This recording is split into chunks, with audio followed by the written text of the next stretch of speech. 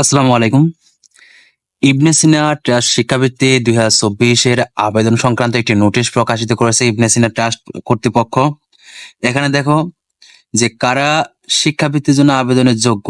এখানে 1 নম্বরে দেয়া আছে যে আবেদনকারী অবশ্যই পাবলিক বিশ্ববিদ্যালয় কিংবা ইঞ্জিনিয়ারিং কিংবা কৃষি বিশ্ববিদ্যালয়, মাদ্রাসা, সরকারি মেডিকেল কলেজ, সরকারি মেডিকেল টেকনোলজি কোর্সে 22-23 সেশনে হতে হবে। যারা স্নাতক প্রথম বর্ষের নতুন ভর্তিকৃত নিয়মিত শিক্ষার্থী এবং পারিবারিকভাবে অসচ্ছল হবেন। নাম্বার 2, এসএসসি দাখিল অথবা এইচএসসি আলিম সমমান পরীক্ষায় কমপক্ষে একটিতে জিপিএ 5 প্রাপ্ত হতে হবে। হয় এসএসসি না হয় এসএসসি তে জিপিএ 5 পেতে হবে। কারা আবেদন করতে পারবে না? সমাজের শিক্ষা প্রতিষ্ঠান অথবা দেশের আইন বিরোধী অথবা যে কোনো প্রকার অনৈতিক কর্মকাণ্ডের সাথে জড়িত শিক্ষার্থী। তারপর নাম্বার 2 দেখো, আর্থিকভাবে অসচ্ছল অথবা অন্য কোনো সংস্থা প্রতিষ্ঠান থেকে বৃত্তি গ্রহণকারী শিক্ষার্থী। তারপরে আবেদনের দ্বিতীয় ধাপে রয়েছে ইবনে সিনা শিক্ষাবৃত্তির জন্য আবেদন ইচ্ছুক শিক্ষার্থীকে প্রথমে অনলাইনে আবেদন করতে হবে। অনলাইনের মাধ্যমে সাবমিট করার ফর্ম এর পিডিএফ প্রিন্ট করে ফর্মের স্বাক্ষর সহ প্রয়োজনীয় কাগজপত্রাদি সহ স্ট্যাপলিং করে একটি বড় খামে নিম্নে প্রদত্ত ঠিকানায় ডাকঘরে কুরিয়ারে প্রেরণ করতে হবে। পিডিএফ ফর্মেটটি সকল ডকুমেন্টের উপরে রাখতে হবে। এরপরে অনলাইন ফর্মের পূরণের নিয়মাবলী। অনলাইন ফর্ম পূরণ করার ক্ষেত্রে জটিলতা এড়াতে মোবাইলের পরিবর্তে কম্পিউটারকে অগ্রাধিকার দিন। এখানে 2 নম্বর দেখো, স্টার চিহ্নিত স্থানগুলো অবশ্যই পূরণ করতে হবে, অর্থাৎ যে আবেদন ফর্মে যে স্টার চিহ্ন থাকবে সেখানে যা তথ্যগুলো চাবে সেগুলো পূরণ করতে হবে। ছবি আপলোডের জন্য ছবি রেজুলেশন 30 কিলোবাইটের কম হতে হবে। ঝাপসা ছবি, সেলফি বা ক্যাজুয়াল ছবি গ্রহণ করা হবে না। 4 নম্বর, ফর্ম সাবমিট করার আগে ভালোভাবে সকল তথ্য যাচাই করে সাবমিট করতে হবে। সাবমিট করার পর এডিট করার সুযোগ নেই।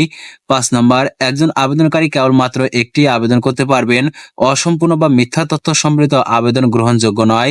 6 নম্বর, আবেদনকারীর সকল তথ্য গোপন রাখা হবে। 7 নম্বর, বৃত্তি সংক্রান্ত যে কোনো বিষয়ে ইবনে সিনা ট্রাস্ট কর্তৃপক্ষের সিদ্ধান্ত চূড়ান্ত বলে গণ্য হবে। আবেদনের সাথে যেসব কাগজপত্র সংযুক্ত করতে হবে। 1 নম্বরে দেখো, এইচএসসি আলিম সমান পরীক্ষা থেকে বিগত সকল পরীক্ষার ফলাফল ও নম্বরপত্রের সত্যায়িত কপি। 2 নম্বর, বর্তমান শিক্ষা প্রতিষ্ঠান প্রধান ও বিভাগীয় প্রধানের প্রত্যয়নপত্র। 3 নম্বর, বর্তমান অধ্যয়নিত শিক্ষা প্রতিষ্ঠানে ভর্তির মূল মানি রিসিটের ফটোকপি। নাম্বার 4, পিতা অভিভাবকের আয়ের বিবরণে স্থানীয় চেয়ারম্যান বা ওয়ার্ড কমিশনারের নিজস্ব প্যাডে প্রত্যয়নপত্র। নাম্বার 5, আবেদনকারীর অভিভাবক চাকরিজীবী হলে সংশ্লিষ্ট প্রতিষ্ঠান প্রদান নিজস্ব প্যাডে প্রত্যয়নপত্র। 6 নম্বর, পিতা ও অভিভাবকের জাতীয় পরিচয়পত্রের ফটোকপি। 7 নম্বর, আবেদনকারী ইয়াতিম হলে চেয়ারম্যান স্থানীয় জনপ্রতিনিধির প্রত্যয়নপত্র। 8 নম্বর, আবেদনকারী প্রতিবন্ধী হলে সমাজসেবা অধিদপ্তর কর্তৃক প্রত্যয়নপত্র, পরিচয়পত্রের কপি। 9 নম্বর, মুক্তিযোদ্ধার সন্তান সন্ততির ক্ষেত্রে মুক্তিযোদ্ধা সনদের সত্যায়িত ফটোকপি।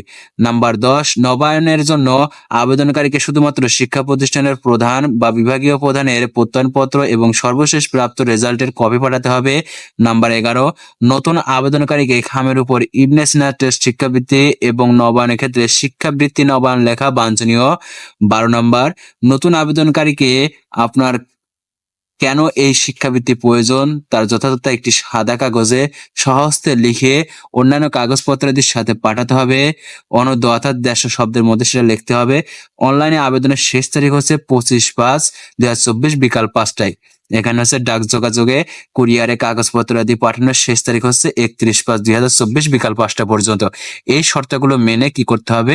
এই ইবনে সিনা ট্রাস্ট হচ্ছে আবেদন ফর্ম পূরণ করতে হবে।